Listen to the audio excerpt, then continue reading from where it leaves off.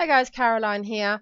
This is the fourth video in my series on value betting. This is going to be quite a short one.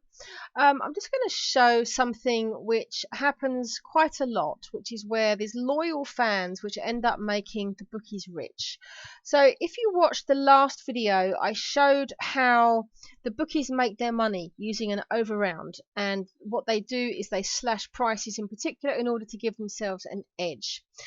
Now, this is something which happens even more on certain types of events. It happens an awful lot in football. In the UK in particular, football is so popular. We have very, very fanatical fans here. They're very, very loyal. And, quite often you have some people that really know quite a lot about betting, but then you get others that don't. They know a lot about football and they like their team, they support their team. They don't know a huge amount about the odds and what represents good value or not. And so one of the things they'll often do is they'll go to the bookie and they'll back their team anytime they're playing, and they back their team to win as a kind of show of support. I put that in air quotes because of course they're not supporting their team by betting on them. They're supporting the bookmaker, and they are lining the bookmaker's pockets. You see, the bookies know which teams are going to attract the money. They know that the most popular teams are going to attract a lot more money.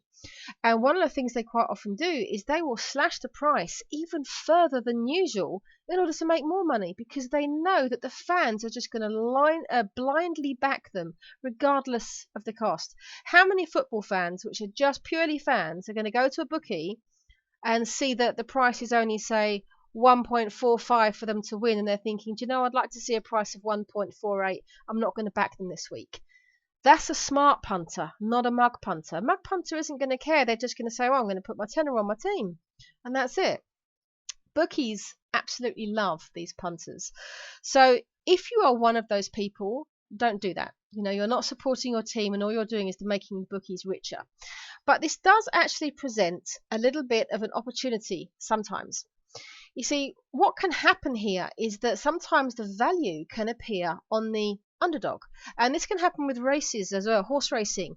If you have, in particular, there's a football match or a race where you've got a very, very strong favourite, what can happen is that the price on the favourite gets pushed really low, and as a result, some of the prices on the outsiders, to say some of the horses in a particular race or the other team for a football, can get artificially inflated.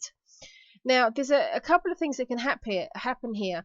The bookies, they kind of need to balance their books. When they, as I explained in the last video, you are placing the back bet, the bookie is laying your bet. So if they have a huge amount of liquidity on a favourite, they're laying that bet. Now, of course, every now and then something's going to go horribly wrong and that favourite's going to lose. And if that happens, the bookmaker is going to be in serious trouble. So what they can sometimes do is sometimes they will boost the prices on the underdog, or say a race, other horses, in order to attract a little bit more liquidity there, because some people like to bet on big prices, and if they see, oh, there's a massive price on there, that represents good value, and it does. So this is an opportunity here where you can sometimes find value, but the problem with this strategy is that the variance is very high. Now, variance is not something that I've covered yet, and I will be covering it in more detail, but generally speaking, the way to think of it is that the lower odds you bet at, the more often you're going to win, but the less amount you win each time. The higher odds that you bet at, the less often you're going to win. What's called your strike rate is going to be very low, but when you do win, you're going to make a big win. So some people don't like that. Personally speaking, I am someone with a low risk aversion. I do not like placing back bets at high odds. I would much rather bet at lower odds and make smaller profits on a steady basis than be having huge winners, once a month or something. So there is an opportunity to find value here, but yeah, the variance is quite high. That's really all I wanted to say on this video. It's just something to look out for. If you are one of those mug punters that does tend to just back the favourite all the time, that is definitely a habit to knock on the head. Okay, so I hope you like this video. Let me just see what I've got coming up. So in the next video in this series, I'm going to talk about the fallacy of picking winners. A lot of people think that betting, to win, to profit with betting, it's all about picking the winners. If you know who's going to win, you're going to make money. And in actual fact, that is not true. So in the next video, I'm going to explain why that is and how that works. So I hope you found this useful, and thank you very much for watching.